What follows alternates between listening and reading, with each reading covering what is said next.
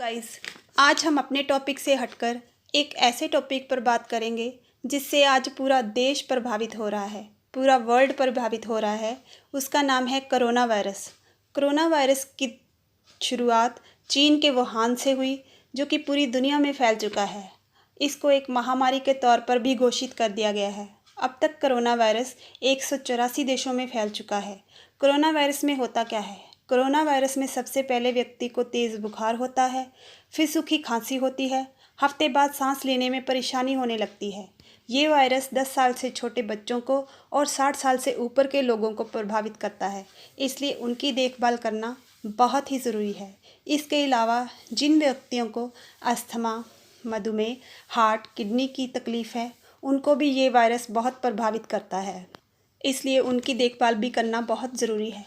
Corona होता क्या है?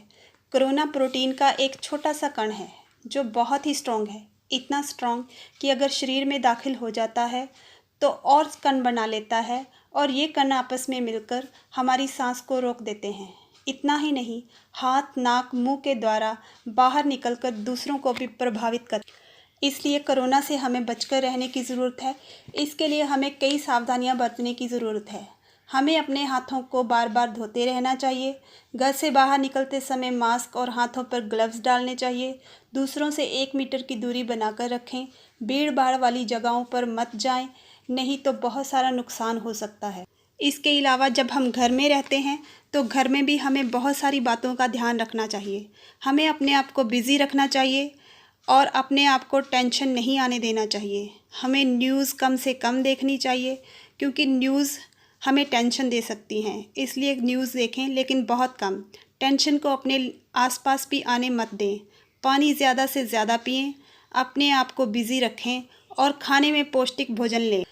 खाने में हमें प्रोटीन की ज़्यादा से ज़्यादा मात्रा लेनी चाहिए। फल, हरी सब्जियां और दालें तो हम खाते ही हैं। इसके अलावा अंडे, मांस, मछली की भी हमें ज़रूरत है, उन्हें भी हमें खाना चाहिए। तभी हमारा शरीर स्वस्थ रह सकेगा, क्योंकि ये प्रोटीन का कण है, तो हमें प्रोटीन ज़्यादा से ज़्यादा लेनी होगी।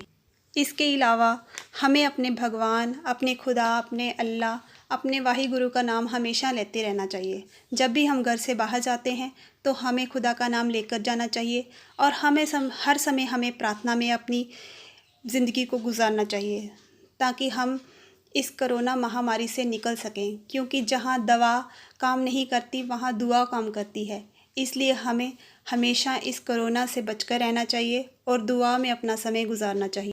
इस छोटे से संदेश के साथ मैं अपनी शुभकामनाएं आपको देती हूं और खुदा से यही प्रार्थना करती हूं कि वो आपके जीवन को सुखी और समृद्धि बनाए रखे और इस महामारी से आपके परिवार को हमेशा संभाल कर रखे। मेरी शुभकामनाओं के साथ सभी को अलविदा। धन्यवाद।